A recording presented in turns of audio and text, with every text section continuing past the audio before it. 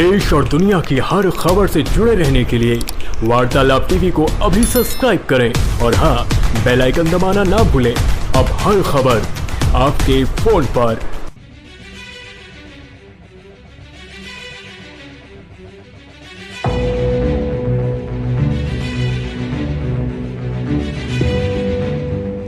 अपने संबोधन में प्रधानमंत्री मोदी ने आतंकवाद, कोविड-19, संयुक्त राष्ट्र की विश्वसनीयता समेत तमाम मुद्दों का जिक्र किया।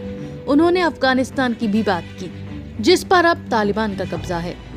प्रधानमंत्री नरेंद्र मोदी ने न्यूयॉर्क में UNGA के 76वें सत्र को संबोधित किया। दिसंबर 2019 में कोरोना वायरस महामारी के सामने आने के बाद ये पहला सत्र है।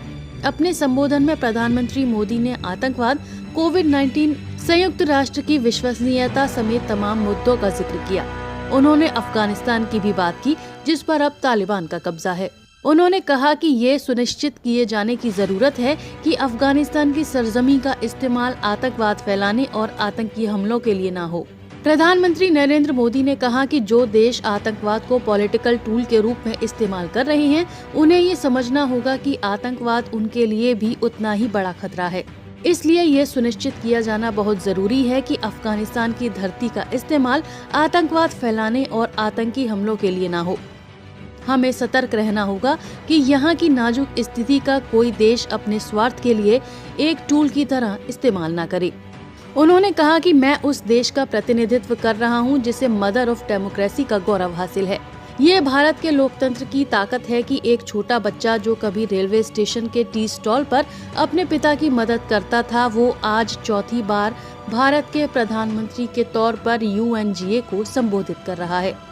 चीन की ओर इशारा करते हुए उन्होंने कहा कि हमारे समंदर भी हमारी साझी विरासत हैं। इसलिए हमें ये ध्यान रखना होगा कि समुद्री संसाधनों को हम यूज करें, दुरुपयोग नहीं। हमारे समंदर अंतर्राष्ट्रीय व्यापार की लाइफलाइन भी हैं।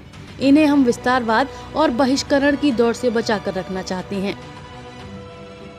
भारत ने दुनिया की पहली DNA वैक्सीन विकसित कर ली है, जिसे 12 साल की आयु से ज्यादा के सभी लोगों को लगाया जा सकता है। एक और mRNA वैक्सीन डेवलपमेंट के आखिरी चरण में है। भारत के वैज्ञानिक कोरोना की एक नेजल वैक्सीन के निर्माण में भी जुटे हैं। मानवता के प्रति अपने दायित्व को समझते हुए भारत ने एक बार फिर दुनिया के जरूरतमंदों को वैक्सीन देनी शुरू कर दी है।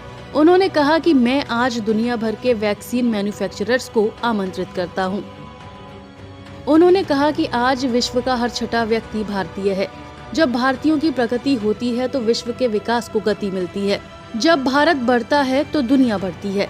जब भारत सुधार करता है तो दुनिया बदल जाती है। भारत में हो रहे साइंस और टेक्नोलॉजी आधारित इनोवेशन विश्व की बहुत मदद कर सकते हैं। हमारे टेक सॉल्यूशन का स्केल और उनकी कम लागत दोनों अतुलनीय हैं। प्रधानमंत्री नरेंद्र मोदी ने कहा कि अगर संयुक्त राष्ट्र अपनी प्रासंगिकता को बनाए रखना चाहता है तो उसे अपनी प्रभावशीलता में सुधार करना चाहिए और अपनी विश्वसनीयता को बढ़ाना चाहिए।